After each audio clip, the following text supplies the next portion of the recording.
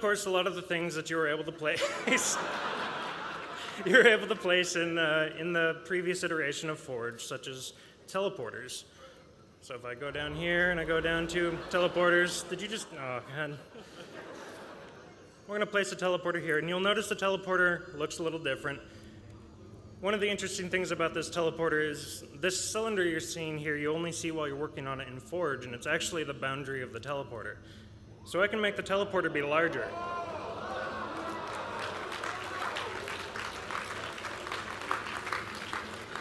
But wait, there's more.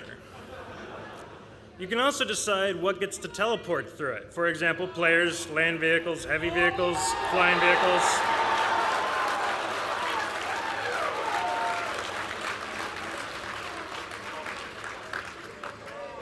David Allen, if you would kindly get in your mongoose again. It's going to take him a second. All right. So I'll just put this down for a bit. Wait a minute. What? All right. So you got teleporters. Those are fun. Of course, we had to bring back the special effects for the people that like to do the pretty awesome screenshots. I mean, you know, the old ones like Colorblind makes everything nice and grayscale. And then we've got, you know, some fancy next-gen stuff. There you go. Old-timey. Now it looks like an old film. All right. Here comes David Allen. Oh, wait. Stop. Forgot to set the teleporter. There you go. That's going to end great. He'll be fine. Oh!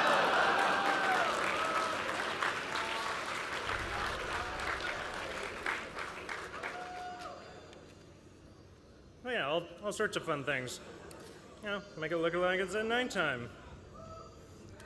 Just, all right, so that's a pretty good sampling of some of the different gadgets you're able to play with. That's an example of a bridge being put in my face. You're not gonna do what I think you're gonna do, are you? I'm gonna dodge that. All right. All right, let's see, is there... Oh yes, of course, another thing that's coming back from Sandbox is the colored lights that you were able to place for landmarking. We added several more. And some of them do cool things like pulse gently.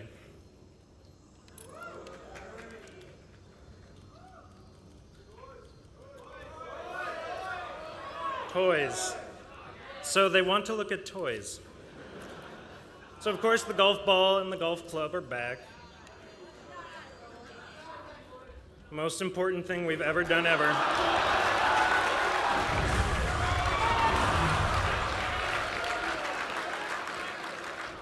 What? What are you pointing at?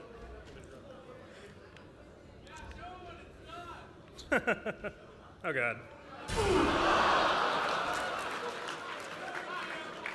All right, so we've had a pretty good look at Forge World itself. Let's take a look at some of the things that we've done with Forge World.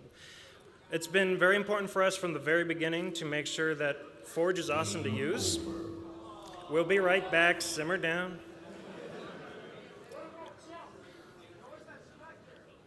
What day when chess was April Fool's, my friend? But again, it was very important for us from day one to make sure that Forge is awesome to use. We saw the things that people were doing, and I don't just mean the maps.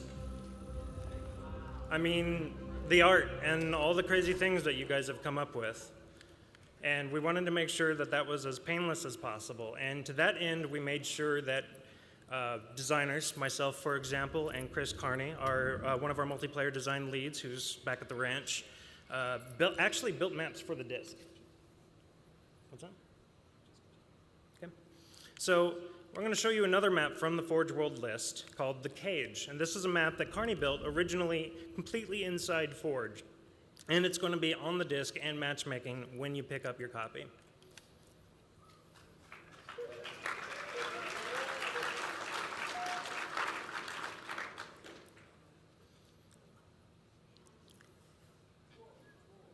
That's great. It's a loading screen. It's awesome.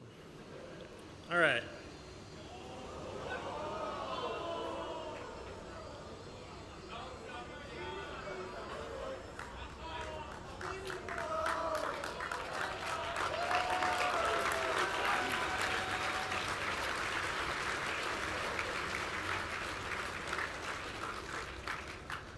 So the cage is reminiscent of maps such as Lockout or Guardian, actually made by the guy that I believe made Lockout and Guardian.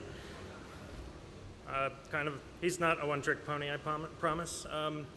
It's an asymmetrical map built onto the cliffside, which isn't actually one of the spaces that we had planned for building on Forge. This was actually just a demonstration that just because we've built these unique spaces doesn't mean you actually have to use them.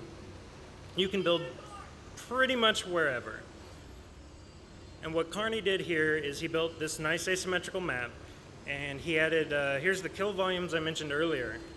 So if you fall far enough into this volume, you'll die, similar to like falling in Lockout, for example, or Blackout.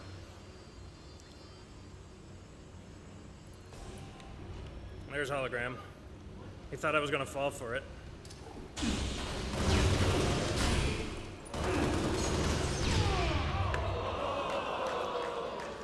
Is this just the theme today? Is that I get my butt kicked all day today?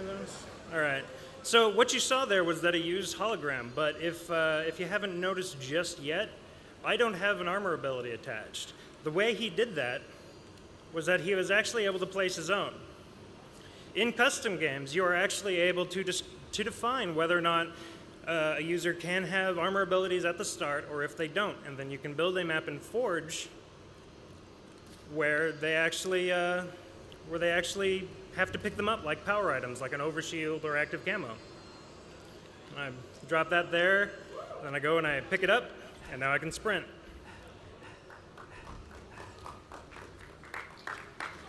And I think that's about all we got to show for you guys. Thanks. Let's show the vidoc. Yep. Oh, that's right. Tell David to back out. All right, thank you. I kind of feel sorry for anyone that's just walking in. It's like, when did Halo turn into Legos? I don't even know what's going on. But obviously the team's put a ton of work into this, and we really can't wait to see what all of you do as soon as we put this tool in your hand in September. I did... Say what? I don't think we have a unicorn in here. Sorry. All right, we'll do Q&A at the end. Just to kind of wrap up, I know we had a lot of stuff, and we actually have a lot of people that worked on Forge World that obviously couldn't be here today. So really quickly, I thought we'd just switch over. I wanted to show you, we have a new vidoc that we prepared that's actually going to get released tonight, 7 o'clock. So we thought we'd give you guys the first glimpse of it. You've already seen Forge World before anybody else in the world, so we wanted to just give you a quick view of this vidoc, and then we have one more really sweet thing to show you. So let me just see if I can remember how to navigate this here. Video library, yes.